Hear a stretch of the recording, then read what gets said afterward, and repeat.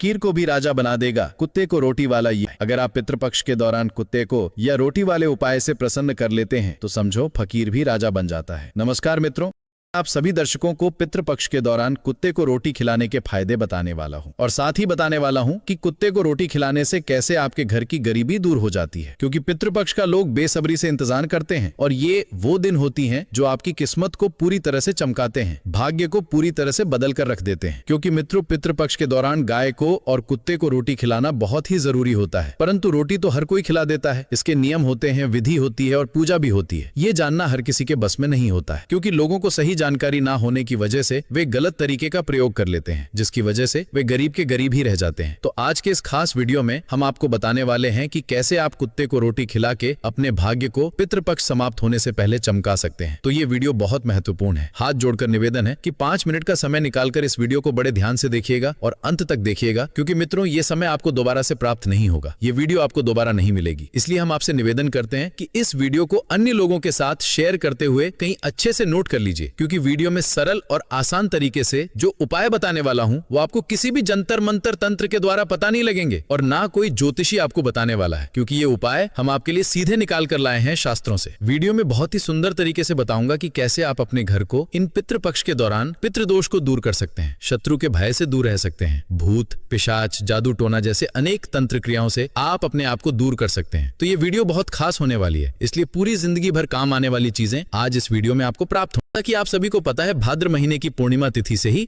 जो पितृपक्ष हैं वो लग जाते हैं और अश्विनी माह की जो अमावस्या तिथि होती है तब तक ये पितृपक्ष चलते हैं। इन पितृपक्ष के दौरान कौन से कार्य करने से आपको मनवांछित इच्छाओं की प्राप्ति होती है? सबसे पहले तो आती है कुत्ते को रोटी खिलाने वाली बात। देखिए, पितृपक्ष के 15 दिन तक कुत्ते को और गाय माता को रोटी खिलानी चाहिए, साथ ही कौवे को रोटी खिलानी चाहिए। इन 3 प्राणियों के रूप में आपके पितर आपके घर पर धरती पर आते हैं और इन्हीं के द्वारा वे जो है आपके द्वारा दिए गए जो दान पुण्य होते हैं उनको ग्रहण करते हैं। आपके द्वारा दिए गए उनके लिए जो अन्न होता है उसे ग्रहण करते हैं। न जाने कौन से भस्म में, चाहे गाय के रूप में, चाहे कुत्ते के रूप में, चाहे कौवे के रूप में आपके घर आपका पिता आ जाए और आपसे वे प्रसन्न हो जाए तो ये समझो कि आपसे ज्यादा करोड़पति इस दुनिया में कोई हो ही नहीं सकता। क्योंकि जब हमारे बड़े बुजुर्ग प्रसन्न होते हैं तो वे अपने बच्चों को खुशी खुशी आशीर्वाद चाहते हैं।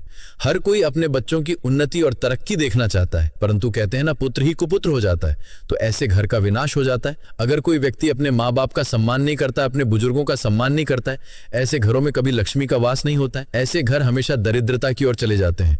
तो मित्रों, आपको ये वीडियो बहुत ही ज्यादा ध्यान से देखने की जरूरत है, क्योंकि मित्रों जब आप अपने पितरों का आशीर्वाद प्राप्त कर लेते हैं तो दुनिया की कोई ताकत आपको हरा नहीं सकती है और आपके कार्य बिगड़ने से बचा लेगी ये पितृपक्ष के कुछ कार्य। तो ऐसे में पितरों को प्रसन्न करना जरूरी है। जब घर के पितृदोष समाप्त होता है तो कोई कार्य बिगड़ता नहीं और पितृ प्रसन्न होते हैं तो सभी मनोकामना पूर्ण होती है, किसी कार्य में रुकावट नहीं आती। कई बार आप लोगों ने देखा होगा कि आपके घर के बच्चे उन्नति नहीं कर पा रहे हैं, तरक्की नहीं कर पा रहे हैं और घर में वंश वृद्धि भी नहीं हो पा रही है, या शादी विवाह इस जैसी सारी चीजों में रुकावटें देखने को प्राप्त हो रही है। तो ऐसे में जो मुख्य कारण होता है वो होता है आपके घर के पितरों का नाराज होना। जो भी बच्चे अपने बुजुर्गों का सम्मान नहीं करते हैं, ऐसे घरों में बुजुर्ग उन्हें श्राप दे देते हैं, जिस वजह से उनके घर का विनाश होना निश्चित हो जाता है। तो मित्रों, आज का वीडियो जो है हमारे हिंदू धर्म की मान्यताओं के अनुसार, जैसे गाय माता के शरीर में 33 करोड़ यानी 33 कोटि देवी देवताओं का निवास होता है, तो जाहिर सी बात है कि उनके शरीर में अगर 33 कोटि देवी देवता निवास करते हैं तो हमें उनकी पूजा पितृपक्ष के दौरान जरूर करनी चाहिए। घर में बनने वाले भोजन में जो पहली रोटी है वो गाय के लिए निकाल ले और अंतिम रोटी कुत्ते के लिए निकाले, साथ ही एक रोटी कौवे के लिए जरूर निकालें। कुछ करें न करें, अपने पितरों के लिए श्राद्ध, तर्पण, दान पुण्य कुछ कर पाए न कर पाए, ये 3 काम जरूर ध्यान से कर लीजिएगा।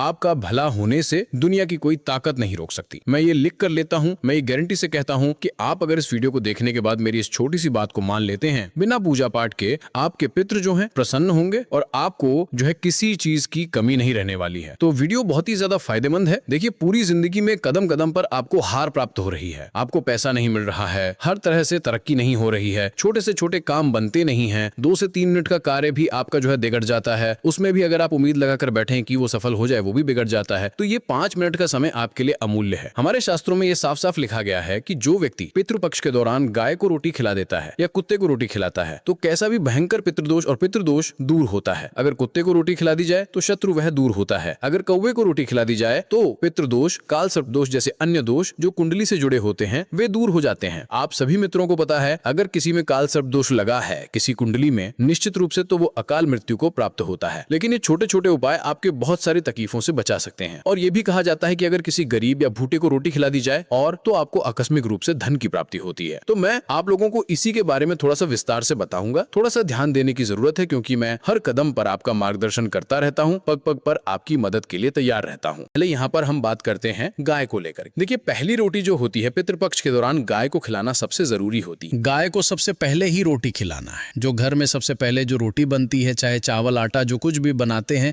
उसमें सबसे पहले गाय माता के लिए जरूर से निकालें। और ये उपाय कम से कम आपको लगातार पूरे पितृपक्ष के दौरान करना है। मतलब सप्ताह में आप जो है एक भी दिन नहीं छोड़ेंगे, गाय को रोटी खिलाना है।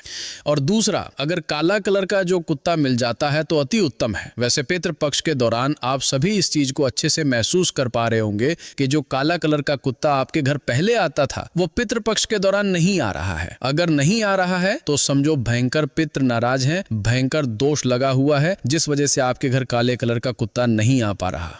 अगर किसी कारण से आ जाए और आपके द्वारा डाले हुए खाने को भी ना खाए तो ये समझो कि वो आपसे बहुत ही ज्यादा नाराज है। तो ऐसे में कैसे भी उनको मनाइए, काले कलर के कुत्ते को घर लाइए। अगर नहीं मिलता है, कहीं पर भी मिलता है, तो वहीं जा करके जो है आप उनको रोटी खिला सकते हैं। रोटी खिलाने की विधि है, इससे क्या होगा कि आपका जो दुर्भाग्य सौभाग्य में बदल जाएगा। तीसरा, कौवे को रोटी खिलाना। अगर आप कौवे को रोटी खिलाते हैं, वैसे तो कौवे को रोटी खिलाना थोड़ा सा मुश्किल होता है, अगर कौवे को रोटी खिला देते हैं तो इससे पितृ दोष दूर होता है। पितृ दोष के जो पितृ होते हैं, जो दोष दूर करने वाले होते हैं, वे प्रसन्न होते हैं और कृपा बरसाते हैं, आशीर्वाद देते हैं। आकस्मिक धन की प्राप्ति होती है। आपका व्यापार जो है बंद पड़ा होता है वो चलना प्रारंभ हो जाता है। काल सर्प दोष दूर हो जाते हैं। दूसरा, दुर्घटना जो मृत्यु अकाल होने वाली होती है, काल सर्प दोष के कारण कुंडली में लगा होता है, वो दूर हो जाता है। अगर गरीबी रेखा में जीवन यापन कर रहे हैं तो गरीबी आपकी जो है दूर हो जाती है और गरीबी कभी नहीं आती है। गरीबी अगर आपके घर में बहुत ज्यादा पैर पसारे हुए हैं तो वो इस पितृ पक्ष के दौरान निश्चित ही दूर हो जाएगी। अगर रोटी खिलाते हैं तो इसका आशीर्वाद आपको प्राप्त होता है। धन की प्राप्ति का ये मार्ग अवश्य ही अपनाइए।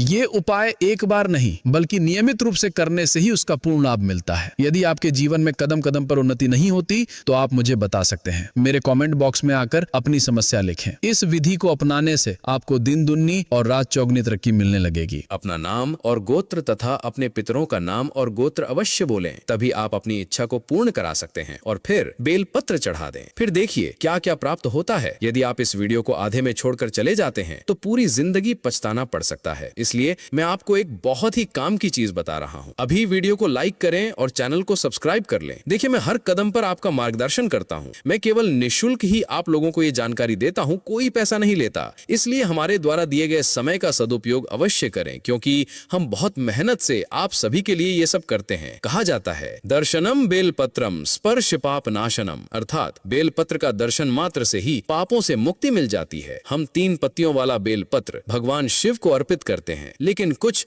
भाग्यशाली लोगों को 4, 5, 6 या 7 पत्तियों वाला बेलपत्र मिल जाता है। यदि पितृपक्ष के दौरान ऐसा बेलपत्र मिले तो ये अति उत्तम होता है। कुछ लोगों को 9 मुख वाला यानी 9 लेयर वाला बेलपत्र भी मिलता है। तंत्र शास्त्र, वास्तु शास्त्र और धर्म शास्त्रों के अनुसार यदि 4, 5, 6, 7 या 9 मुख वाला बेलपत्र किसी भाग्यशाली को मिल जाए तो उसे भगवान शिव को अर्पण अवश्य करना चाहिए। ऐसा करने से भगवान तुरंत मुंह मांगी की इच्छा प्रदान करते हैं। लेकिन इसका एक तांत्रिक विधान है। एक छोटा सा उपाय करने से ही आपको इसका फल प्राप्त होता है। बहुत से लोग इसे मिलने के बाद भगवान को अर्पित करके पानी में विसर्जित कर देते हैं, लेकिन ऐसा नहीं करना चाहिए। यदि आपको ऐसा बेलपत्र मिलता है जो भाग्यवश ही मिल पाता है तो समझ लीजिए कि आप पर भगवान शिव की विशेष कृपा है। ओम नमः शिवाय मंत्र का 108 बार जाप करके ध्यान करें और फिर भगवान को अर्पित करें। मन में प्रार्थना करें, जिस भी वर्ग से आते हैं, जिस भी फल की इच्छा हो, मन में वो बोल दें। भगवान के सामने की गई ये इच्छा 1 सप्ताह के भीतर ही पूरी हो जाएगी, इसमें कोई संदेह नहीं है। भाग्यशाली लोगों को ये मौका मिलता है, तो इसे अपने हाथ से जाने न दें।